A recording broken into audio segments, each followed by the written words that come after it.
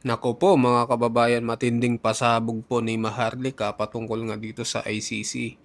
Lalo na dito po sa presidente po no, ng ICC kasi nagbigay na ng sanksyon itong US dito nga sa presidente ng ICC. So pakinggan po natin itong matinding pasabog ni Maharlika patungkol dito sa kinalalagyan po ng ICC. Mukhang patuloy po na pinaparusahan ng Amerika itong ICC dahil nga sa panghihimasok nila dito sa Amerika. So pakinggan natin mga kababayan.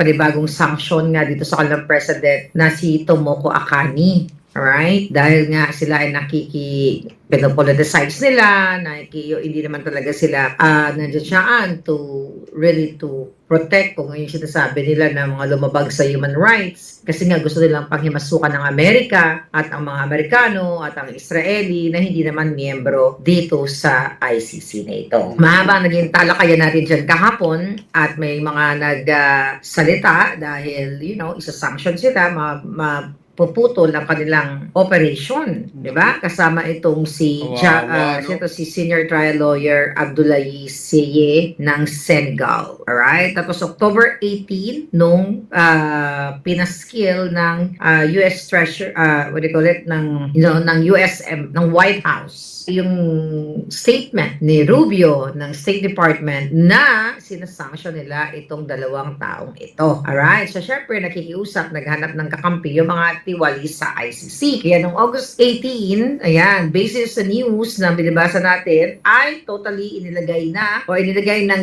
US Treasury sa Special Designated National, so SDN list. Etong mga sinanction nila. And ano ang practical effect nito? Narinig yun na, pero ulitin natin na kung meron silang kayamanan, tagong yaman, okay, o mga assets na hawak o sakop ng US jurisdiction, okay, pwede itong i-freeze, i-block, pigilan, okay, i-limit yung kanilang mga transactions when it comes to their properties, credit cards, kayamanan, lahat na yun. Pag sinabi mong tagong yaman, di ba? Hindi ko naman sinabing nakaw na yaman, tagong yaman. Kasi pwede mo naman itago ang iyong yaman. Sabi ng Amerika, hindi lang ito basta-bastang sanction ang ipapataw na. I mean, that's my understanding, Hindi lang ito basta-bastang sanction dahil nga si Secretary Rubio ay talagang naninindigan at nagsabi na nga corrupt at pinopolitika lang, or the exact word is corrupt and fatally politicized supranational court. Hindi ko na uulitin dahil para na tayong maikolalya, pero sige, ulitin pa rin natin yung ginawa nila kay PRRD na nakipagsabwatan sa gobyernong bangag kay Marcos Jr. para maging successful sila para kidnapin ang ating palanggang presidente. Alright? Ulitin natin, hindi miyembro ang Amerika o ang Israel sa ICC. So definitely, wala silang jurisdiction para mag-imbestiga, putang ina nila. Bakit sila mag-imbestiga? Hindi porket sinabi na ito ay lumabag sa kamarapatang pantao ay sila na kagad ang magpapasok sa picture. Bakit hindi nila ngayon litisin yan si Marcos Jr., di ba? At si Lisa Tanas. Kasi they talk about what? Human rights? Yung pagnanakaw ni Marcos Jr. everyday. Yung paghahakot ni Lisa Tanas ng pera everyday, di ba? Human rights violation yan. Kasi pinagnanakawan nila ang pera ang Pilipino. Kaya nagkaroon ng mga kamatayan, paglubog sa baha, hanggang ngayon, lubog na ang mga bahay. Pero sabi ni Bangag, meron siyang current statement na yung mga dating second floor, ngayon nasa tuhod na lang. Sinungaling ang Jotan Dinemes. Because of that, syempre nagkampi-kampi. Nagkampi daw ang Germany. Sabi daw ng Germany, we stand by the ICC. We stand, sabi ng German, who's this? Foreign Minister. We stand by the International Criminal Court and its President Tomoko Akani. We don't know kung ano ba yun? Ano kaya magaganap dito? Masa-sanction din ba ang Germany or what? Ano ba to? Ano bang magiging end game nitong sanction sa ICC at may mga kumakampi-kamping bansa? Magkakaroon talaga ng mga bilateral effects ito. We don't know yet, okay? May mga magkakaroon ng mga conflicts later on. Sabi ng Germany, okay?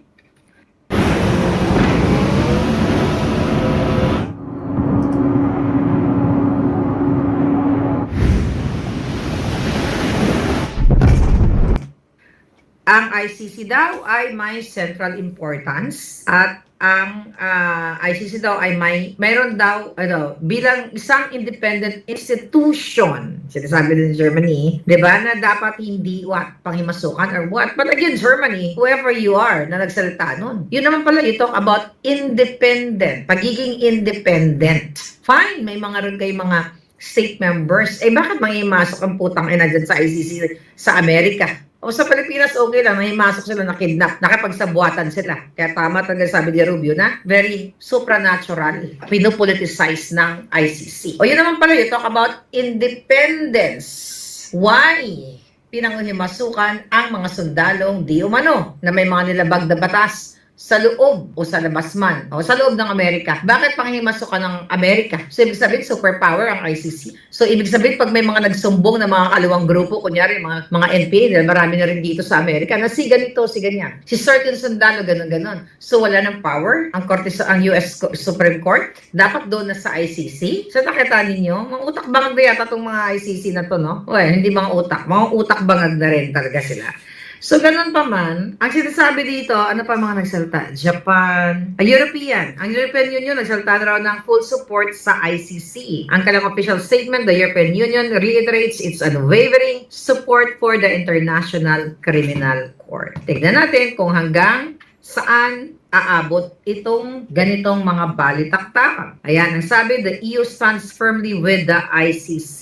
Ang sabi ng EU daw, dito sa article na ito, kailangan daw maging free ang ICC from pressure. Hindi daw dapat pinipressure o in-intimidate o magkaroon ng interference at yung sanctions na ginagawa sa kanila ng Amerika laban sa mga court officials. Kasi daw nakakasira ng trabaho. Ngayon, another EU. Alam ba ng EU yung ginagawa nitong ICC na ito, itong particular na mga tiwali na gusto nila manghimasok, magkakagulo ang magka-World War na naman. Kapag ganito, I hope not. Well, actually, sa panahon ngayon, kakagulo na talaga ang mundo. Dahil wala nang kalayaan ang mga tao sa panahon ngayon, lalo sa Pilipinas. Kung sino ay makapangyarihan dyan sa pondo ng bayan, siya ang nananaig katulad ni Bangag.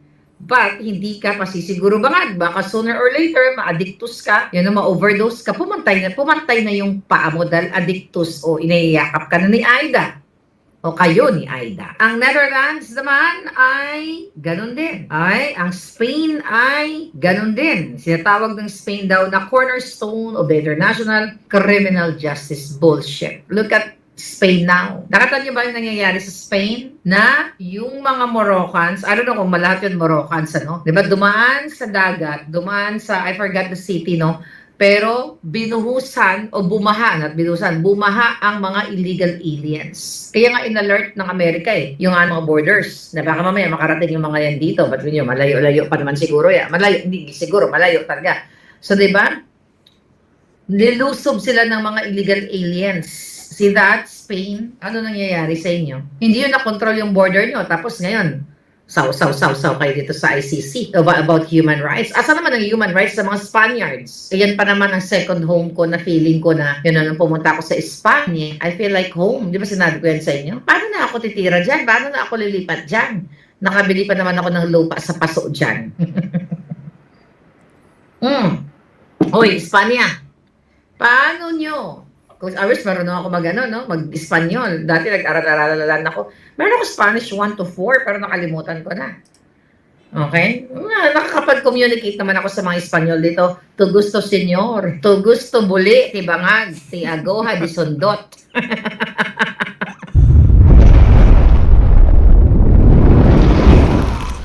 So ayun po mga kababayan, yung matinding pasabog ni Maharlika patungkol nga dito sa ICC, matindi mga kababayan, mukhang kinakarma na itong ICC dahil sa nila dyan kay pagkikipagtulungan itong ICC dito nga po sa pagkidnap kay former President Duterte.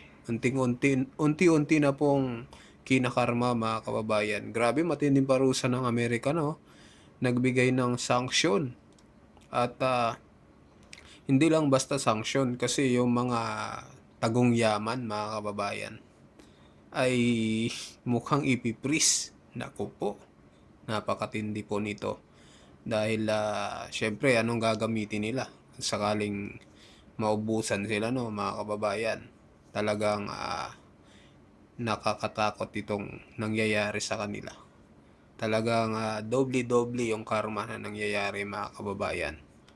At hindi lang doon, no, talagang itong mga ICC judge ay naalarma na. Talagang syempre damay sila, mga kababayan, kasi ano sila isa sila na sa mga judge dyan sa ICC at talagang maapektuhan sila isa-isa. So yun po, mga kababayan, mag-comment po kayo ano masasabi nyo dito sa nangyayari po sa ICC, sa matinding parusa ng Amerika dito sa ICC. Talagang kinarma ng tuluyan, mga kababayan. Pati yung presidente ng ICC, no, na tiga Japan ay damay. So yun po. So mag-comment kayo, mga kababayan, ano masasabi nyo dito sa matinding pahayag ni Maharlika. At sa mga bagong pasok po dyan, huwag nyo pong kalimutan mag-subscribe sa ating YouTube channel. Maraming salamat po.